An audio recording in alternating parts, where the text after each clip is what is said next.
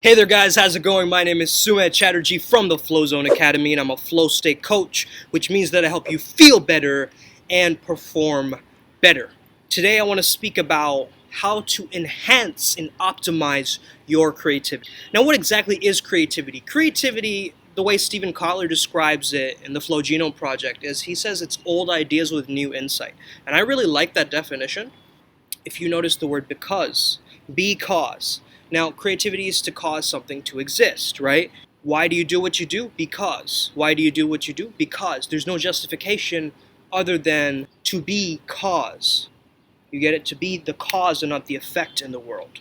Start to understand that in order for you to create, you're going to have to destroy something. So I used to have this idea in the past that I have to create, and I'm so attached to my ideas, right? I wouldn't scrap anything. I would try to keep everything and make everything work with what you have. But I think the beauty of creativity is getting rid of things so that new things can take its place. So getting rid of and scrapping those old ideas and gaining that new momentum and that insight from actually putting new ideas out there and brainstorming, right? It's a storm of the brain. It's like a hurricane or a storm of the brain. So it's like whoosh, just spilling all these ideas out onto the page, and then from there you can actually try to create something out of it by actually getting much more analytical. I love the example of being able to have a structure for your creativity. Jocko Willink says discipline is freedom. I believe that having a set structure for creation, like every day you sit at 5 p.m. and then you just start drawing something as a person who is an illustrator, for instance. That structure is going to then get you that momentum and reference experiences for you to create a masterpiece, because you have that skill set even when you don't feel like it, right? Stephen Pressfield says the difference between amateur and professional is that the professional shows up even when they don't feel like it, right? That resistance, they barrel through that resistance or tension being the enemy of the artist, okay? And so if you understand that you have this potential, you have this power to create, you can't create using your intellect. You can create using your pure intellect or pure awareness or God consciousness, whatever you want to call that, right? That divine will, that ability for you to just get out of your own way, be the vessel, and just channel that divine nature. However, if you're trying to use different levels of your consciousness and you're trying to tap into your memories, you are actively taking the action, you're doing the karma, right? The action, you're taking the action steps, and you're also being able to be inspired by other artists. The word Upanishad, to sit near, right? That's what it means. Ancient Sanskrit wisdom from the Upanishads there, basically. It's actually very scientific if you really look into it, and don't take my word for it. I mean, there's a lot of people out there, with their own interpretations. I'm actually interested in looking at this ancient wisdom because there's something powerful about it, right? And Upanishad just means to sit near, to sit next to. So the masters, if you sit next to the masters, you get inspired by them, right? And inspired means in spirit, all right? And so artists that have this flow state quality in them, there's lots of artists out there, lots and lots of artists out there who have this yin-yang quality, right? They're very aggressive with their music, but then there's a soft side to them, all right? I believe that the reason that Drake is so popular is because he has that ability to have that lyricism and that masculine energy, but he also has this ability to be romantic and soft, so he balances it out. And that's why I feel like he's one of the top artists, because he's really mastering the yin-yang quality of the music. Now, a lot of artists do this, right? It seems like certain songs are just smacking you in the face, but then also caressing you. All right, so find that balance for yourself in terms of what your creativity is. Maybe your creativity is music, maybe it's painting or artwork. Maybe you're being creative even as an analytical person. But the main thing here is you're still tapping into your innovative nature, meaning you're getting out of your own way and you're letting the thing happen, and you're not trying to put all of these labels and storylines and all of these narratives into it, right? Those things are important as the brainstorming process is taking place. Elizabeth Gilbert, she believes in this idea of big magic, right? So this idea of like all these ideas ever known to humankind are just floating around in this endless space, right? This big magic, or whatever she calls it. Now, there's some kind of understanding in terms of that. However, I don't want to get too deep into the inside of that. However, she still believes that, we need to believe in our creativity as a spirit guide. That's her concept, in the sense of, like, in medieval times, they had certain spirit guides or helpers, like, getting ideas from them. I don't know if that's a great idea because it sounds a little bit questionable. All right. However, I still believe in the idea of tapping into this divine energy, but you don't know what kind of spirits that you're getting ideas from. Are they right? A spirit isn't necessarily a good thing. It can be good or bad. So kind of be wary of that. You know what I mean? Don't just get out of your own way and just start, channeling something and then getting in, it could be an entity or something like that, We don't know. We don't know what's out there, honestly. So just a fair warning in terms of that. Being able to actually take what you have in your life experience and your fingerprint on the world is a part of that creation. So there's nobody like you, right? There's nobody like you. Nobody else on this planet is like you. They might even be your identical twin and share certain DNA. But at the same time, there's no one like you. You have your own string of experiences that is just you in this example. The example, that I heard recently is like, imagine that you're in a spaceship, right? And you have a computer, right? And you have a computer webcam outside of the spaceship that sees the space outside, right? And so your eyes are the camera. Your computer is the mind, in the analogy. The spaceship is your body, in the analogy. And outside, the ever-expanding nature, that is the quote-unquote soul, or the Atman, okay, as an understanding of that. We've always been known to create, right? Human beings are there to survive and reproduce. And reproduction, creation, you create a baby. Creation of a baby, creation of new life is the same kind of understanding in terms of your artistic creations. Because when you're giving birth to a child, not that I know, right, from the women who've told me, it's a very, very intense experience.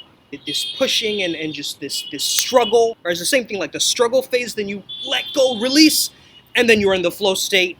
It's there, the baby's born, you're happy, but then you need to recover as a mother, right? After you've given birth, you need some time to be with yourself and really consolidate. So it's the same thing in your creative experiments.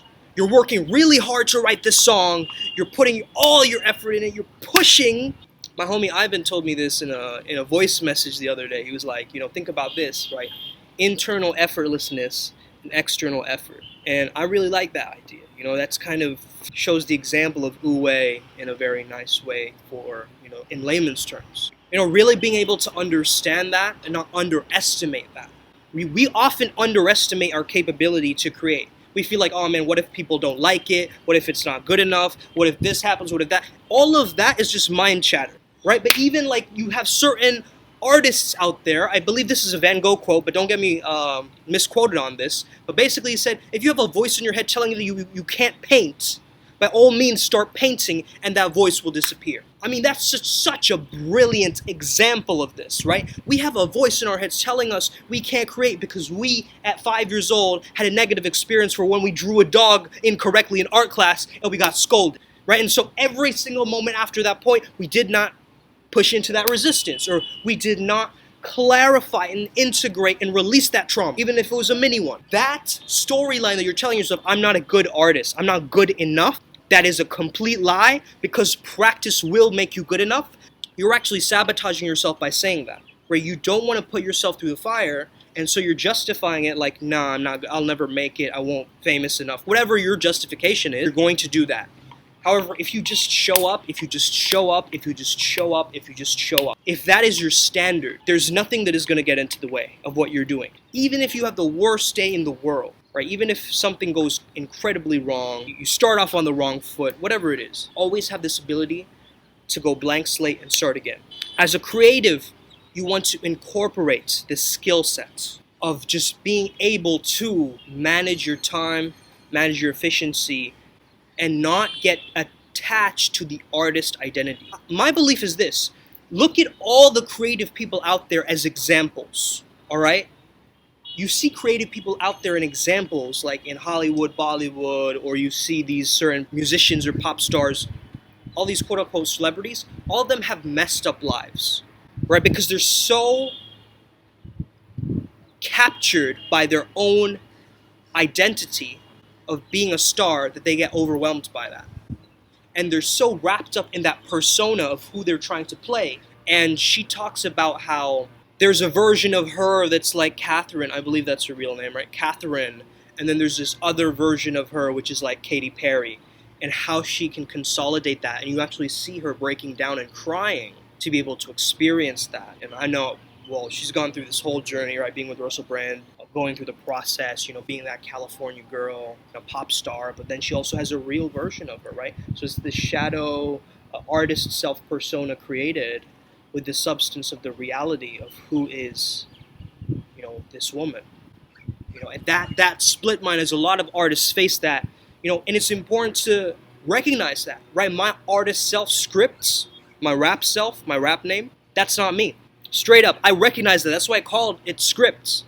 Because I know it's a performance. I know it's an entertainment. I know that this is what people want to see, right? So if you really know me, you'll understand that that is a projection of my egoic nature out into the world, and understanding that and really having that intuition. Like if you're the type of person, right, you go to the red carpet, you're an artist, you're a creator, and you're in the red carpet and you're wearing the $1,000, jacket, and you have your hair slicked back, and you have the cool sunglasses, and you may have the dame in your arm, whatever, all of that, you gotta understand that's still Maya, right? That's still illusion, but you're still entertaining. You're still not attached to it, you're just connected to it. You're having fun. You're enjoying the thrill of it, thrill of it, da-na-na-na-na-na-na, thrill of it, right? That you're enjoying the thrill of it. You're enjoying like, hey, this is a play, this is a drama that I'm creating. And this is why I love, tapping into the power of acting and theater, because that has been one of my biggest catalysts to take this far. Biggest catalyst as a coach to really transcend and give people those breakthrough moments, even if it's on camera like this, but even just in person, giving people those breakthrough experiences is going to monumentally shift them out of their lower state of consciousness into a higher state. Okay? If you guys are interested in knowing more about this, I have my book, I've mentioned it many times, Theatrical Plasticity Method. It's going to be out on Amazon. A lot of people have ordered it already. I'm excited. It's going to be lit. If you guys want, I have a webinar coming up where I'm launching this thing. It's going to be sometime in October, all right? So let me know. My birthday is coming around end of October as well. Woo! I'm excited for that as well. All right, guys, this is going to be awesome. This is an elevation point from now on. When it's Scorpio season, when it hits, it's already hit, right? I feel the energy of it. As this thing unravels, as this thing comes more and more closer to what I'm trying to create. And when you are actually creating the channel and the portal for your creations, you see the most creative states are in the subconscious states, when we go more into the theta realms, right? And so doing things like getting you actually more tired, or if you feel sleepy, you're like, oh man, I feel kind of sleepy, and then you kind of push away from creating, don't. Straight up. If you want to leave this video with one practical thing that you can do, is at the times when you're sleepy, or if you can't create, just get yourself into a very lulled, relaxed state where you're drinking chamomile tea or sleep tea to get yourself a little bit tired, a bit honed in, and then that's where you're creating from. Because all of the stuff that you push down, all of the stuff that needs to come out, again, the 40,000, bits of information in the subconscious mind are being processed. And all of that information that's out there, it's coming out in little droplets of water. Just like drip, drip, drip, drip. All right, that could be a new song. Drip, drip, drip. As that's coming out, now what you're doing with it is you're able to take those droplets and you're creating a feedback loop with those droplets, right? And you're creating a stream. And that's the process of creation, because even when you're creating music, right, it's not just about the music, it's about the pauses in between the song. It's about the timbre, the resonance, the mixer who puts it all together, right? There's this whole process, and if you learn to enjoy that process, if you're enthusiastic about that process, if you are grateful for that process, you're coming from a different energy and a frequency, and of course your song is going to hit. Of course people are going to like it, because You've just been coming from a different energy and a different frequency. And people are automatically going to sense that and be like, hey, man, I really understand what this person is saying because they're in flow. We listen to people when they're more in the flow state. We don't listen to people who's just like, hi, I'm here to give a presentation about microeconomics. And so, as you can see here on this slide, like the person might have the logical understanding of that topic, whatever he's presenting about. I don't even know what the microeconomics, like, I don't even know if that's a real subject, right?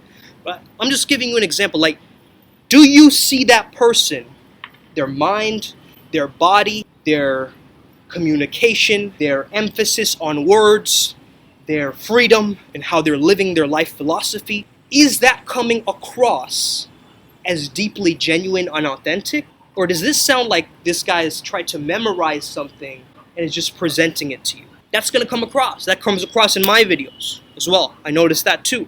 So there's a different kind of dynamic, a different kind of freedom that you got to tap into. Freedom, freedom, freedom, freedom. I sang that kind of like Viva Las Vegas, innit?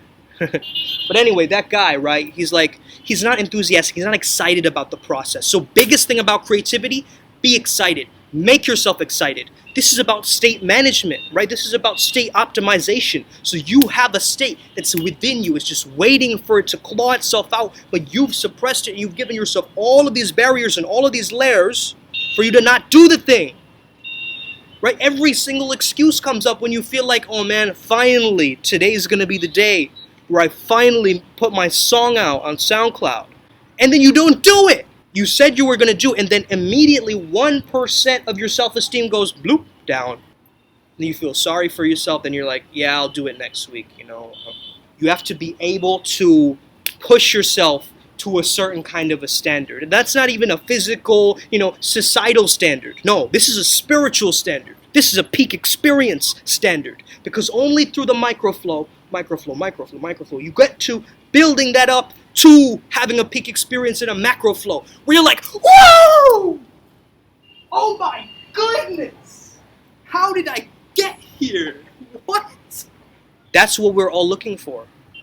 And if we can find it, if we can fine-tune it, if we can not wrap saran wrap around it, and finally start peeling back the layers of the etymology, the origin points, the kind of pinnacle, the breakthrough, the tipping point, the moment where everything creation happens, that that sexual energy, that potency, that ability to just that moment of letting go and letting out and expressing yourself to the world, that is going to separate you from any other artist. Because art is about expression. It's not about depression, which is actually the opposite of art. And a lot of people, a lot of artists, they suppress, they repress, they don't become. Artists are the transmuters, my friends. You're going to have to take all the stuff that your life is giving you and make art out of it. Make it something beautiful. Make the ugly beautiful again. Make yourself, when you're unlovable, lovable again. Right? That's what the artist does. But maybe you haven't been doing that.